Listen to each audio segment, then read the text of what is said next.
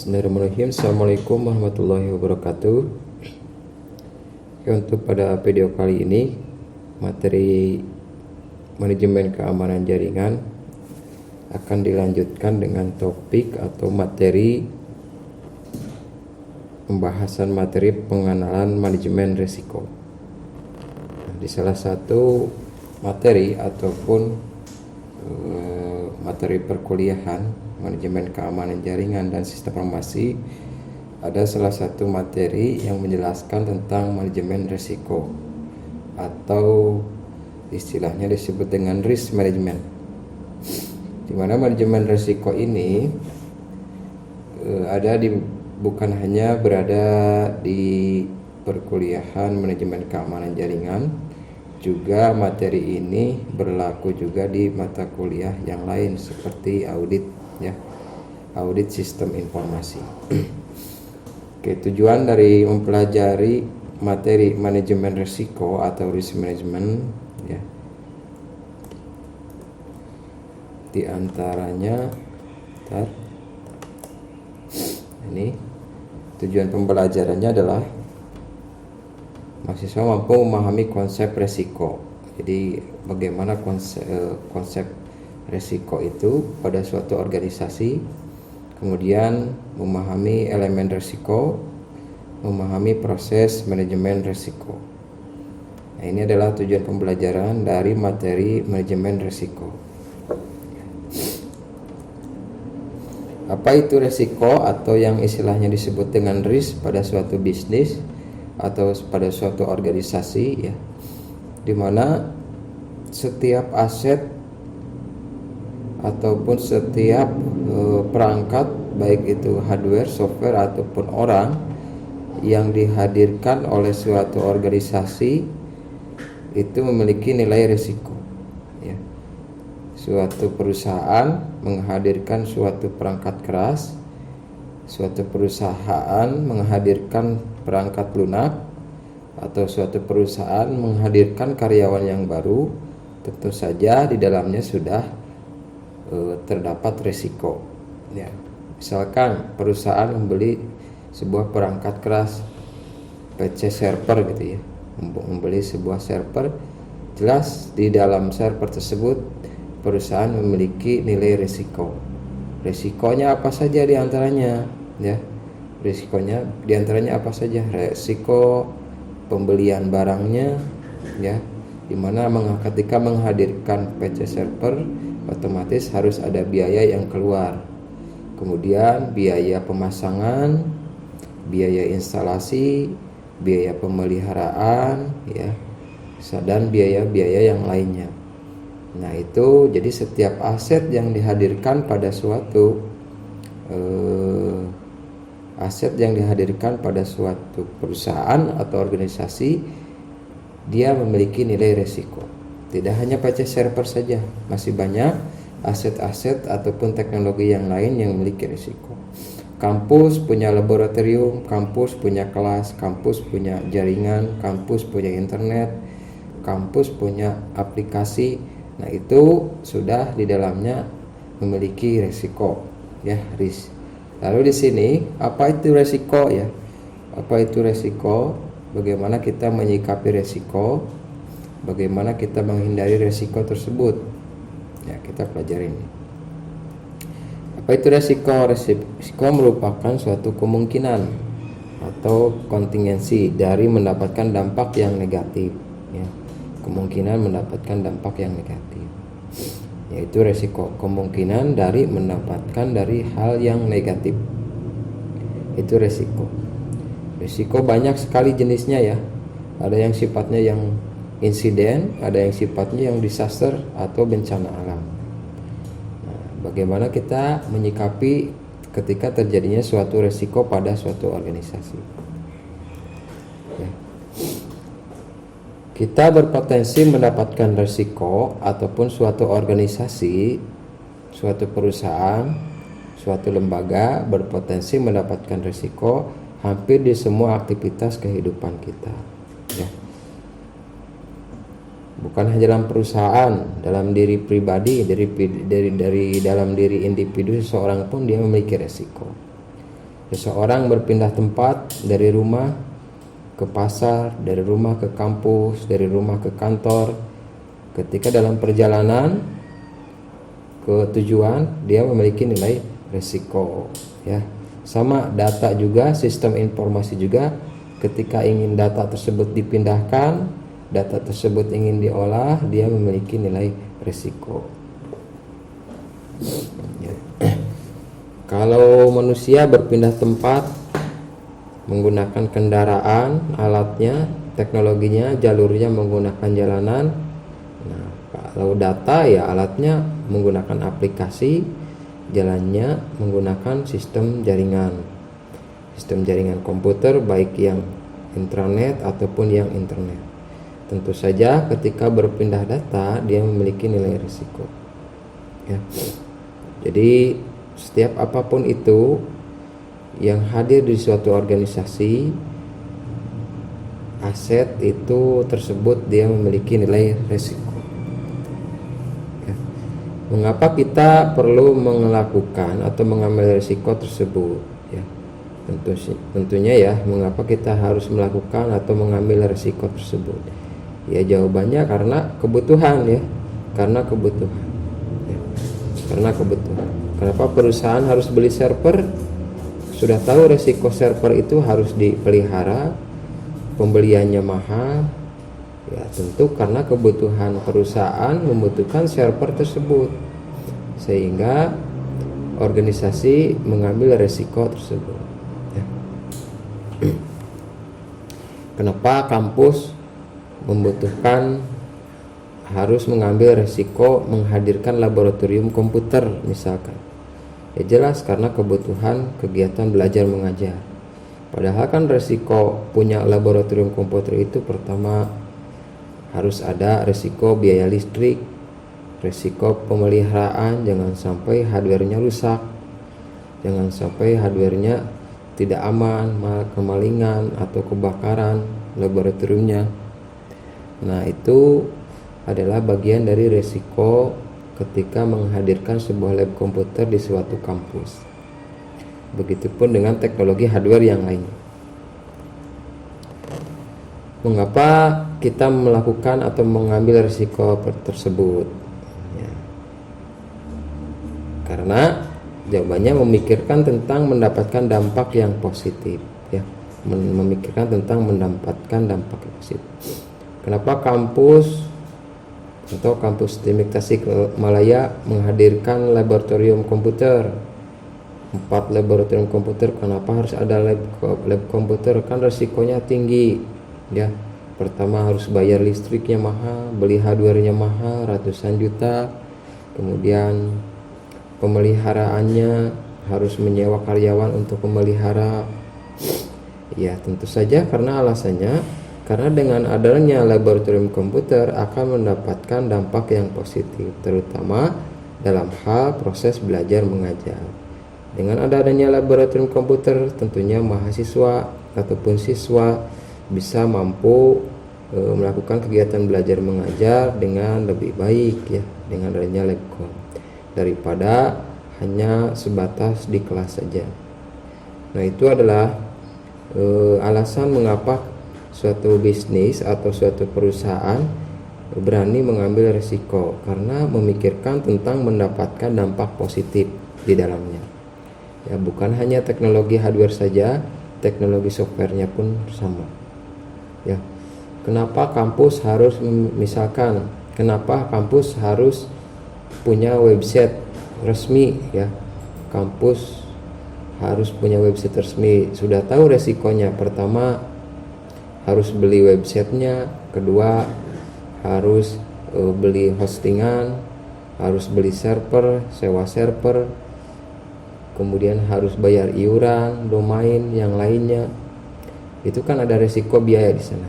Tapi kenapa harus ada website? Kenapa kampus mengambil resiko untuk menghadirkan atau membangun sebuah website resmi untuk kampusnya?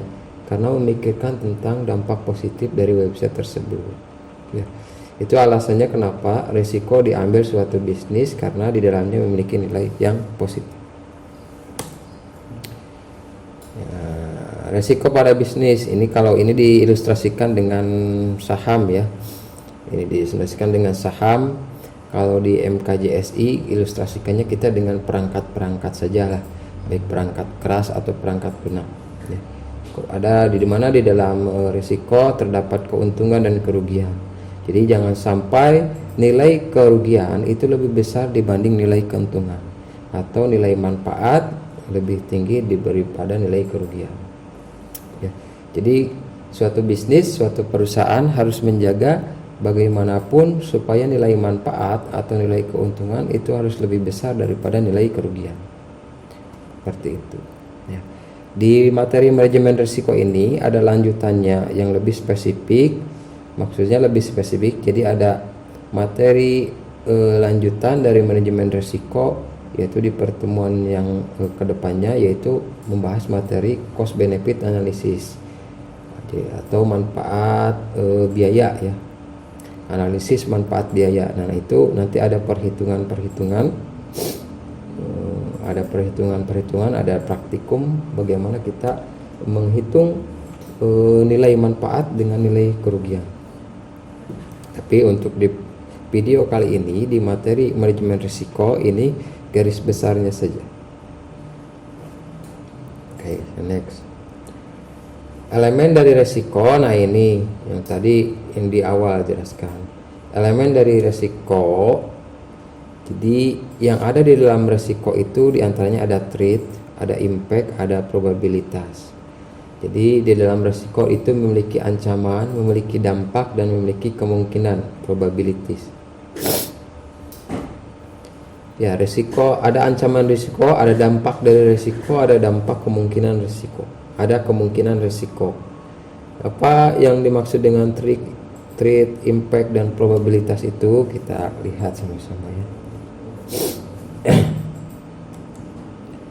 Ancaman. Nah, ini ancaman yang sifatnya disaster ya. Ancaman. Di antaranya ancaman pada suatu bisnis, bencana alam. Ancaman itu kan belum tentu terjadi. Ancaman itu belum tentu terjadi, tetapi sebelum terjadi, suatu bisnis, suatu organisasi harus mampu menyiapkan ketika ancaman tersebut hadir. Di antaranya ada disaster, bencana alam, gempa bumi, banjir, tsunami, dan lain-lain, kebakaran. Nah, itu disebut dengan disaster. Jelas, suatu organisasi pasti tidak akan terhindar dari bencana seperti ini. Ini maksud dengan kategori ancaman ya, ancaman. Sebenarnya ancaman itu bukan hanya ancaman bencana alam saja yang disebut dengan threat ini, tapi bencana-bencana yang sifatnya disengaja pun masih banyak, seperti ancaman kemalingan gitu ya. Kemudian ancaman yang lain masih banyak. Suatu kampus dia punya aset teknologi seperti hardware, jaringan. Bagaimana kalau kebanjiran? Pada saat kebanjiran maka harus organisasi tersebut, bisnis tersebut harus melakukan apa? Ketika terjadi gempa bumi, tsunami, dan yang lain. Ya. Nah, bagaimana menyikapi ancaman? Nah, kalau seperti fenomena sekarang pada saat pandemi COVID atau Corona ini, ada bagian atau badan yang menangani bencana seperti ini ya, bencana atau wabah seperti ini. Diantaranya ada bagian pemerintahan seperti BPPD. Nah, itu adalah bagian BPPD, bagian apa ya? Bagian lembaga pemerintahan atau instansi pemerintahan yang bergerak dalam menanggapi ancaman disaster, baik itu banjir, wabah seperti sekarang. Itu BPPD yang menanggulangi. Nah, sama di bisnis juga, dalam suatu perusahaan juga, dalam suatu kampus juga ada organisasi ataupun ada subbagian yang menanggapi hal demikian. Lalu ancaman juga bukan hanya datang dari disaster, karena ancaman juga datang dari contoh faktor manusia atau faktor people atau orang karyawan, baik dari internal ataupun eksternal. Contohnya ancaman oleh orang internal, oleh orang dalam organisasi, contohnya kecurangan. Contoh internal, faktor manusia internal, orang dalam organisasi, kecurangan. Misalkan faktor ancaman dari internal, misalkan di suatu perusahaan dia memiliki sebuah server di mana isi sebuah server tersebut adalah isi data perusahaan. Ancamannya apa? Ketika memperkerjakan orang yang staf menjaga server tersebut, jangan sampai orang tersebut melakukan kecurangan dalam menjalani tugasnya. Misalkan kecurangan dari stafnya, misalkan dia mengambil data perusahaan kemudian menjualnya ataupun menyebarluaskan rahasia-rahasia perusahaan. Itu faktor ancaman dari internal. Lalu juga ada faktor ancaman dari eksternal oleh orang luar organisasi dengan kegiatan, contohnya kegiatan hacking, ya. Kegiatan hacking ini ancaman dari luar. Servernya dihack, ya, dijebol, ya, ataupun websitenya dihack, dijebol. Nah, itu adalah faktor ancaman dari eksternal, ya. Jadi ancaman itu bisa dari disaster, bencana alam, juga dari faktor ancaman manusia. Baik manusianya itu dari internal, dari dalam perusahaan, atau eksternal, manusia dari luar perusahaan. Ya, itu contohnya, contoh kecurangan dan hacking itu kegiatan. Itu adalah salah satu contoh ancaman. Nah, ini faktor tadi, ancaman faktor manusia oleh orang dalam organisasi internal, oleh orang di luar organisasi itu yang eksternal. Ancaman mana yang lebih berbahaya antara internal dan eksternal, ya? Ancaman mana yang lebih berbahaya, dari apakah ancaman dari internal atau eksternal? Yang menurut saya kedua-duanya juga berbahaya, ya. Kedua-duanya juga berbahaya. Contoh treat ancaman pada bagian teknikal, faktor teknis. Kalau ini bukan dari manusia, tapi ini dari teknikal, dari faktor teknis. Di antaranya contoh ancamannya adalah hardware failure atau kegagalan hardware, ya. Hardwarenya error, rusak gitu, ya. Stabilizernya gak fungsi, servernya gak fungsi, UPS-nya gak fungsi, komputernya gak fungsi, itu hardware failure. Contohnya harddisk rusak, harddisk server rusak, server yang down, UPS-nya rusak, ya, stabilizernya rusak, itu hardware yang failure atau yang hardware yang rusak. Ini dari ancaman teknis, ya. Software failure, ya, sistem operasinya rusak, aplikasinya bermasalah. Contoh aplikasi, kalau di kampus aplikasi si akadnya rusak, aplikasi keuangannya rusak, aplikasi yang lainnya rusak, file korup, filenya korup, ada virus, itu kegagalan software atau software failure.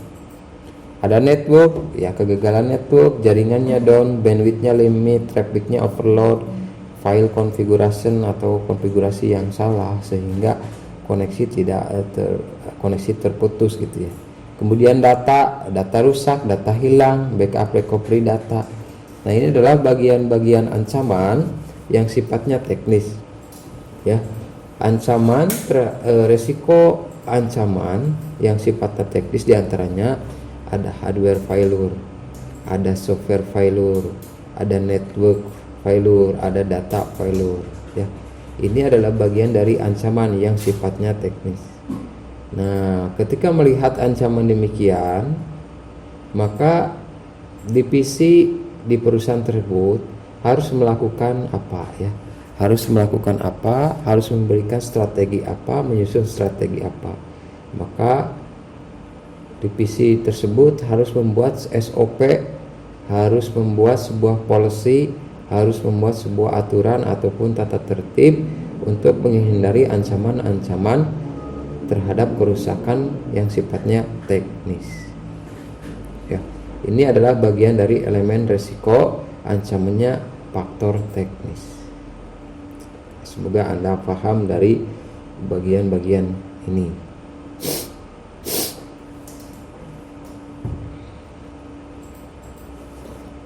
Next. Lalu selain ancaman atau selain threat ya, ancaman, ada juga impact dari resiko, dampak dari resiko. Dampak ini artinya mengukur seberapa besar bahaya yang diterima apabila ancaman itu terjadi. Ya.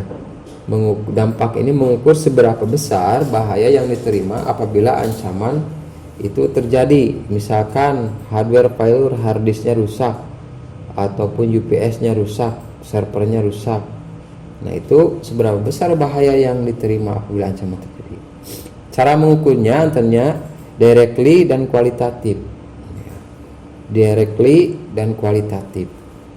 Di antaranya directly konversi kerugian kebakaran server ke mata uang dan lain-lain. Atau konversi kerugian kebakaran servernya kebakaran. Kebakaran server kan tidak hanya merusak hardware servernya saja, tapi merusak ke komponen yang lain seperti routernya, switchnya, kabelnya. Nah, ketika server rusak kebakaran, maka ketika dikonversi ke mata uang, dia berapa nilai kerugiannya.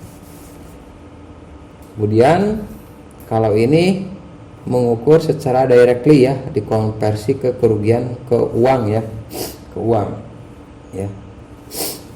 Berapa ratus juta kerugian secara uang, berapa puluh juta kerugian jika dinominalkan dengan uang. Ada juga cara mengukur secara kualitatif, diantaranya reputasi organisasi, kepuasan pelanggan, moral pegawai, dan lain-lain.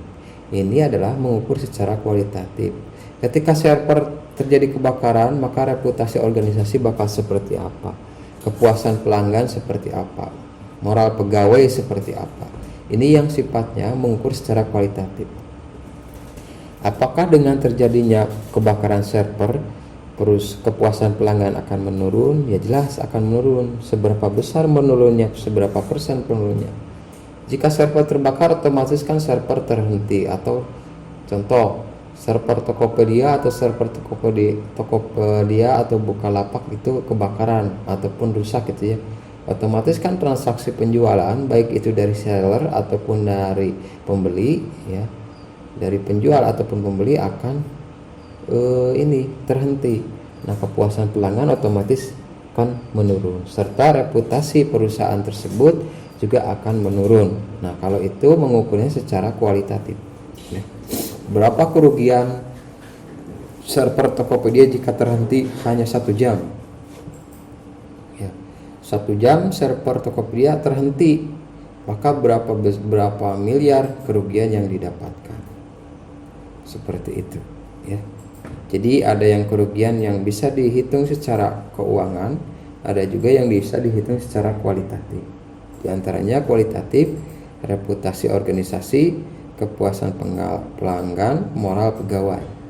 Itu adalah dampak dari sebuah resiko.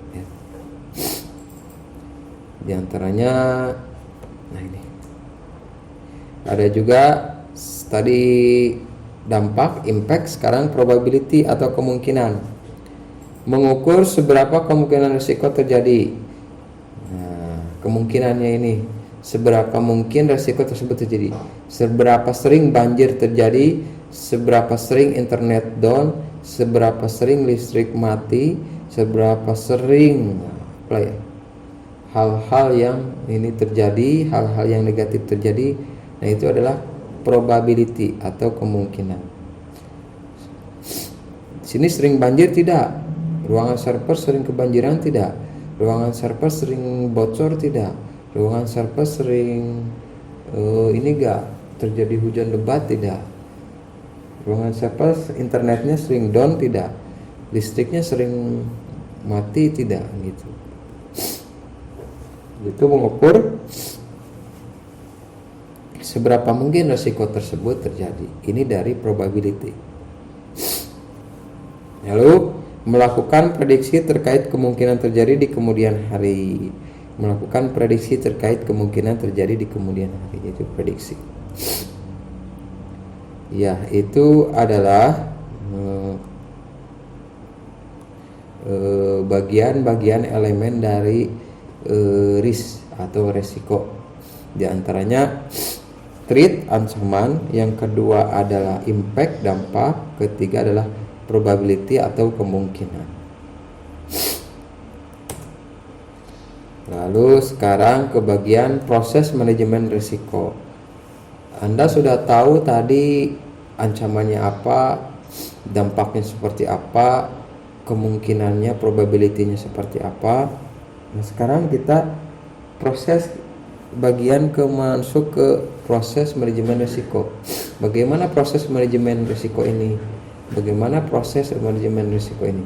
Jawabannya adalah risk assessment, risk mitigation, dan risk re-evaluation. Risk assessment artinya penilaian risiko. Dinilai dulu risikonya nih. Mati listrik nilai risikonya berapa? Ya. Banjir nilai risikonya berapa? Kebakaran nilai risikonya berapa? Kemalingan nilai risikonya berapa? Lalu mitigasi, menghindari, mitigasi risiko, penghindaran risiko, mitigasi. Lalu evaluasi ulang risiko. Ini adalah proses dalam hal manajemen risiko. Ya, tahapan-tahapan dalam manajemen risiko. Ini proses-prosesnya. Nah, kalau di materi yang sekarang, di pertemuan sekarang ini masih ke teori. Jadi membahas tentang konsep bagaimana cara menanggulangi secara teori.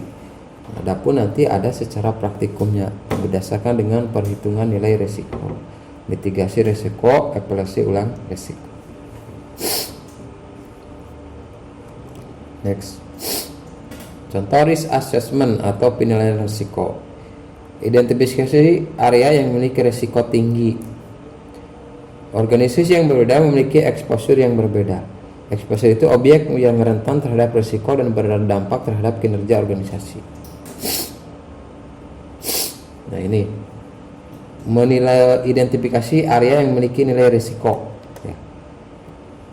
Di sini ada sebuah gambar yang diilustrasikan, ada bank, ada sekolah, ada Tokopedia. Bank, sekolah atau kampus, lalu ada perusahaan Tokopedia. Bank memiliki nilai risiko berbeda dengan sekolah. Sekolah pun memiliki berbeda nilai risikonya dengan Tokopedia. Walaupun ada ancaman-ancaman yang mirip yang bisa hadir di organisasi tersebut. Ya. Semakin tinggi perusahaan, maka nilai risiko akan semakin tinggi. Ya. Semakin tinggi nilai perusahaan, maka semakin tinggi juga nilai risiko.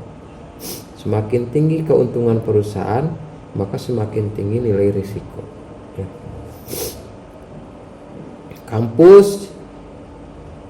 Kampus A dengan kampus B bisa saja nilai risikonya berbeda. Itu melihat dari apa? Melihat dari nilai suatu kampus tersebut, gitu ya.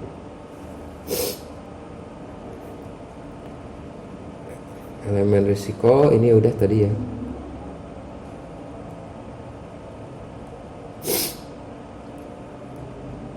Nah, ini risk assessment penilaian risiko, diantaranya caranya yaitu define the impact atau mendefinisikan dampak. Mendefinisikan dampak bersifat subjektif tergantung organisasi. Kebanyakan kualitatif menggunakan skala. Diantaranya skala yang paling kecil negligible, sangat kecil atau diabaikan, minor, kecil, moderate, sedang, serius, besar, mayor, sangat besar. Ya. Jadi kadang ada istilah minor dan mayor. Minor itu risiko dampak yang kecil, kalau mayor adalah dampak yang besar, yang fatal gitu ya, yang fatal. Ini dari nilai risiko dari sisi dampak. Ya. Nah, ini perhitungan. Ya. Contoh, gempa bumi berdampak orang yang bekerja di organisasi. Ini contohnya disaster pada gempa bumi ya. Gempa bumi berdampaknya apa? Berdampaknya orang yang bekerja di organisasi. Negligible, yang diabaikan, tetap bekerja seperti biasa dan tidak ada yang luka, berdampak pada kesehatan. Contoh, ada gempa bumi tapi skalanya kecil. Lalu penilaiannya negligible, sangat kecil, perusahaan tetap bekerja ya seperti biasa, tidak ada karyawan yang terluka, kemudian hanya berdampak pada kesehatan. Kemudian kalau yang minor, ketika terjadi gempa bumi kemudian penilaiannya minor, kecil, tetap melanjutkan kerja. Ada yang luka, ya luka misalkan ya luka-luka ringan, pertolongan pertama di tempat, tidak ada yang pulang gitu ya. Ini penilaian yang kecil, minor, ini masih kategori minor.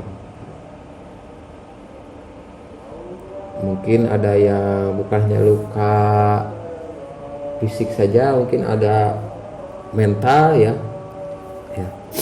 Moderate, sedang.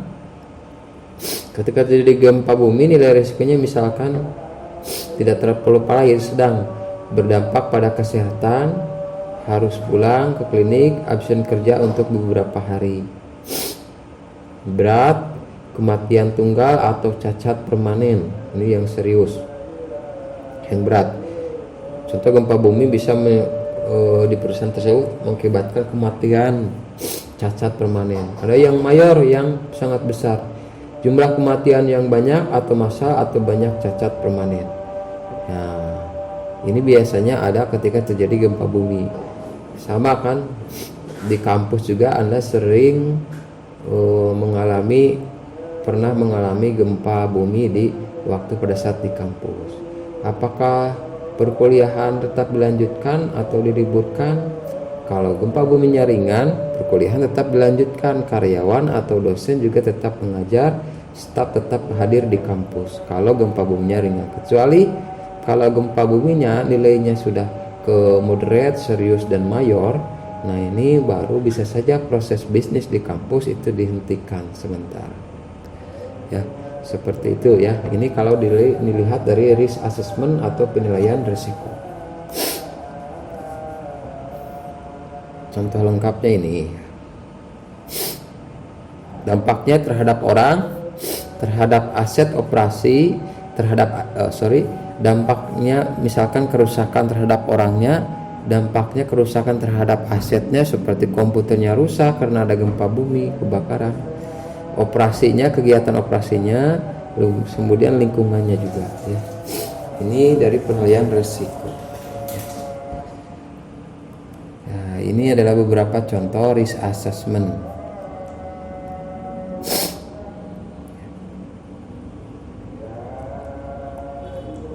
Nah, ini ada beberapa kemungkinan, mendefinisikan kemungkinan gempa bumi: probable, likely, possible, unlikely, very unlikely. Very unlikely contohnya dalam 1 tahun hanya terjadi sekali. Ini kemungkinan ya, menafsir kemungkinan. Unlikely dalam 1 tahun yang terjadi 6 kali 1 bulan. Yang paling sering itu probably, tiap hari ada kejadian minimal 360 kali dalam 1 tahun. Rasanya tidak mungkin kalau gempa bumi terjadi setiap hari ya. Oke, itu adalah sekilas mengenai manajemen resiko dan bagian-bagian dari manajemen resiko ya.